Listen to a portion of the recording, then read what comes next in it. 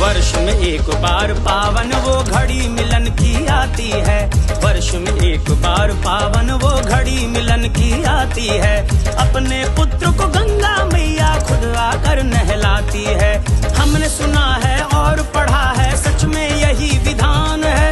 हमने सुना है और पढ़ा है, सच में यही विधान है।